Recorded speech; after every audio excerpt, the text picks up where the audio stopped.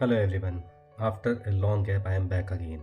Today I'll be discussing about how to handle polar cataracts safely. As you all know that polar cataracts are difficult cataract to deal with.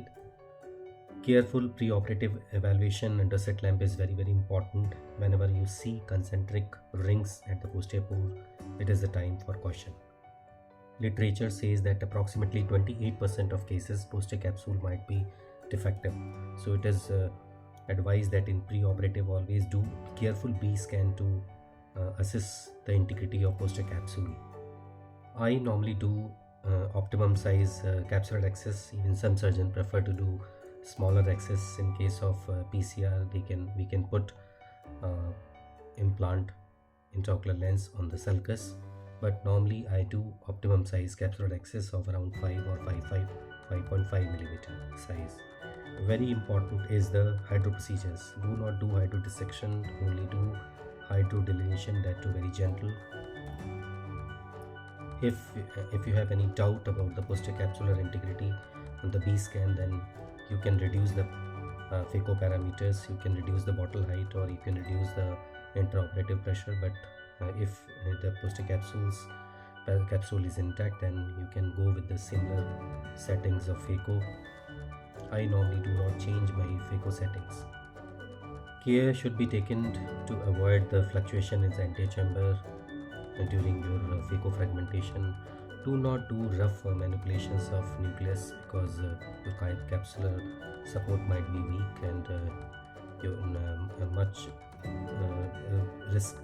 brisk manipulation of nucleus can enhance the chances of postcapsular tear. Always try to maintain the optimum antechamber pressure. Do not try to create fluctuations in the antechamber. Fill the antechamber with visco-elastics whenever you are withdrawing Phaco tip or IE tip. During your epinuclear plate removal or cortical cleanup, it is always recommended try to hold the epinuclear plate or the cortical tip from the periphery and try to drag it toward the center.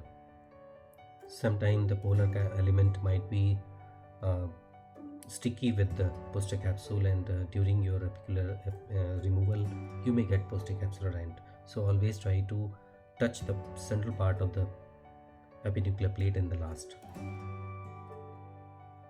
So hold the tip of the cortical matter and try to pull it toward the center. And here again you have to be very cautious to maintain that antechamber gradients. Do not create any fluctuations in antechamber. And this is the time where you have to keep watch on the posterior capsule integrity. So if you find any posterior capsular tear, this is the time where you have to be very cautious. Fill the chamber with visco-elastics, and do not try to drag the vitreous if it is there in the Phaco tip, because that can create tractions in the retinal periphery, and later on patient may get retinal detachments and other complications. Then at the end, when your posterior capsule is intact, then again fill the chamber with visco-elastics so that we can avoid the fluctuation in antechamber. So here I finished Phaco fragmentation and cortical cleanup successfully without any problem and without any posterior capsular tear. Do not do much of posterior capsular polishing here.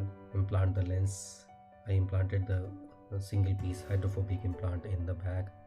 Here the posterior capsular was intact, so I removed the visco-elastics from the chamber and from behind the eye without any problem.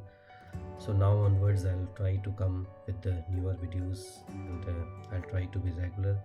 If you have any query, any suggestion, you can put it in the comment box, and definitely in future I'll try to come with the answers.